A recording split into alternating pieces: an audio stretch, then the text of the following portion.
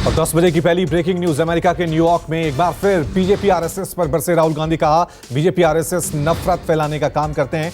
PM Modi अतीत की बात करते हैं, पीएम से कुछ भी पूछो वो पीछे की तरफ देखने लगते हैं। राहुल ने कहा इस समय देश में दो विचारधाराओं के बीच लड़ाई छिड़ी है, एक तरफ गांधी तो दूसरी तरफ गोडसे हैं। इस दौरान राहुल ने कहा कि पीएम मोदी अपनी गलतियों के लिए दूसरों पर इल्जाम डालते हैं, लेकिन हमारा काम मोहब्बत फैलाना है। मन की बात नहीं करूंगा, आपके मन में क्या है ये समझने आया हूं। 10 बजे की दूसरी big breaking news. Rahul Gandhi ने बीजेपी और मोदी सरकार पे हमला बोलते हुए कहा कि पीएम मोदी अपनी गलती का इल्जाम दूसरों पर डालते हैं। राहुल बोले जब कांग्रेस की सरकार में हादसा हुआ था तो कांग्रेस ने कभी नहीं कहा कि ये अंग्रेजों की गलती से हुआ है, और रेल मंत्री ने हादसे की जिम्मेदारी लेते हुए पद से इस्तीफा दे दिया था। लेकिन बीजेपी का एक्शन पीछे ले जाने वाला है। 10 बजे की तीसरी ब्रेकिंग न्यूज। बालासोर में रेल दुर्घटना के बाद प्रभावित पटरियों पर यात्री ट्रेनों की आवाजाही फिर से शुरू हुई। रेल मंत्री अश्विनी वैष्णव ने कहा कि बालासोर में रेल हादसे की जांच सीबीआई से कराई जाएगी। एक्सीडेंट साइट का जायजा लेने के बाद रेल मंत्री ने हादसे की वजह इलेक्ट्रॉनिक इंटरलॉकिंग में बदलाव जताया।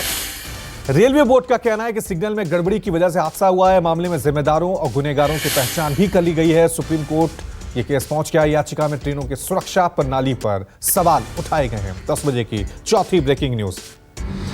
बिहार के भागलपुर में गंगा नदी पर बन रहा पुल धराशायी हुआ। 1700 करोड़ से ज्यादा लागत के बना ये पुल, आपको बता दें कि अगुवानी और सुल्तानगंज के बीच बन रहा था, लेकिन भर कर गिर गया और देखते ही देखते गंगा नदी में पूरा पुल समा गया। हादसे के बाद अफरा तफरी का माहौल है। गंगा नदी के किनारे मौजूद लोगों ने नावों में सवार लोगों को बचाया। 1700 करोड़ की लागत से पुल बन रहा था। आपको बता दें कि पिछले साल भी पुल का सुपर स्ट्रक्चर नदी में गिरा था। तेज आंधी और बारिश में करीब 100 फीट लंबा हिस्सा भर कर जमीन में गिर गया था। 10 बजे की पांचवी ब्रेकिंग न्यूज। भागलपुर में पुल गिरने की घटना के बाद सियासत शुरू हो गई है। बीजेपी ने सरकार से इस्तीफा मांगा। बीजेपी ने निर्माण कार्य की गुणवत्ता पर सवाल उठाते हुए शाहनवाज हुसैन ने कहा कि भ्रष्टाचार के बोझ तले ये पुल दबा था। जो पुल अपना वजन नहीं झेल पा रहा था वो ट्रैफिक का बोझ कैसे बर्दाश्त करेगा। सम्राट चौधरी ने नीतीश सरकार पे हमला बोलते हुए कहा कि नदी में पुल ध्वस्त, लेकिन नीतीश सरकार मस्त है। हालांकि सीएम नीतीश कुमार ने जांच के आदेश दे दिए हैं। 10 बजे की अगली ब्रेकिंग न्यूज। रक्षा मंत्री राजनाथ सिंह अमेरिका और जर्मनी के रक्षा मंत्रियों से द्विपक्षीय वार्ता करेंगे। आज दिल्ली में अमेरिकी रक्षा मंत्री लॉयड ऑस्टिन से मुलाकात होगी।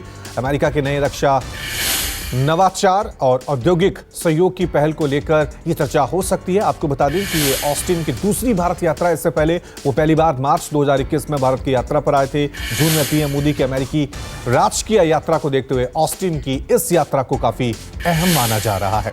वहीं कल जर्मनी के रक्षा मंत्री बोरिस पिस्टोरियस दिल्ली पहुंचने वाले हैं। 10 बजे की सातवीं ब्रेकिंग न्यूज। WFI अध्यक्ष ब्रजभूषण की गिरफ्तारी की मांग को लेकर SKM का देशव्यापी प्रदर्शन। दिल्ली आने वाले वाहनों की बॉर्डर पर चेकिंग हो रही है। पड़ोसी राज्यों में आने वाले वाहनों की बॉर्डर पर चेकिंग की जा रही है। संयुक्त किसान मोर्चा ने 1 जून को पहलवानों के समर्थन में देशव्यापी प्रदर्शन का ऐलान किया था। अलग अलग शहरों और गांव में कैंडल मार्च निकालने के बीच दिल्ली की सीमा सील करने की चेतावनी दी गई थी। 10 बजे की आठवीं ब्रेकिंग न्यूज। दिल्ली के पूर्व डिप्टी सीएम मनीष सिसोदिया की अंतरिम जमानत पर दिल्ली हाईकोर्ट आज अपना फैसला सुनाएगा। जस्टिस दिनेश कुमार शर्मा की अदालत यह फैसला सुनाएगी। सिसोदिया ने पत्नी की खराब तबीयत का हवाला देते हुए हाईकोर्ट से अंतरिम जमानत की मांग की है। सिसोदिया ने पत्नी के इलाज के लिए 6 हफ्तों की बेल मांगी है। कोर्ट ने सिसोदिया की 6 सप्ताह की अंतरिम जमानत अर्जी पर फैसला सुरक्षित रख लिया था। और 10 बजे की अगली ब्रेकिंग न्यूज आपको बता दें, बागेश्वर धाम वाले आचार्य धीरेन्द्र शास्त्री एक बार फिर उत्तराखंड की वादियों में। धीरेन्द्र शास्त्री के जॉली ग्रांट एयरपोर्ट पर पहुंचते ही उनसे मिलने हजारों की भीड़ वहां पहुंची। कड़ी सुरक्षा के बीच बद्रीनाथ धाम पहुंचे पंडित धीरेन्द्र शास्त्री। मंदिर समिति ने वहां पर भव्य स्वागत किया। बद्रीनाथ धाम से धीरेन्द्र शास्त्री ने अपना एक वीडियो भी जारी किया है, जिसमें उन्होंने कहा कि वो देवभूमि को प्रणाम करने आए। वहीं बद्रीनाथ धाम में उनके जानने वालों की कथा में भी शामिल होंगे। आपको बता दें कि बागेश्वर धाम के पीठाधीश्वर पंडित धीरेन्द्र शास्त्री कुछ समय पहले 3 दिन की यात्रा पर देवभूमि को प्रणाम करने आए थे। इस दौरान उन्होंने अपने विरोधियों को जमकर नसीहत दी थी। 10 बजे की 10वीं ब्रेकिंग न्यूज। हेमकुंड यात्रा मार्ग पर एवलांच चपेट में 5 श्रद्धालु आए हैं। 4 का सफल रेस्क्यू कर लिया गया है। एक की तलाश जारी है। एवलांच के चपेट में आए लोगों के लिए देवदूत बनी SDRF और पुलिस की टीम। लोगों को सुरक्षित निकालने के लिए हेलीकॉप्टर के जरिए रेस्क्यू ऑपरेशन किया गया है।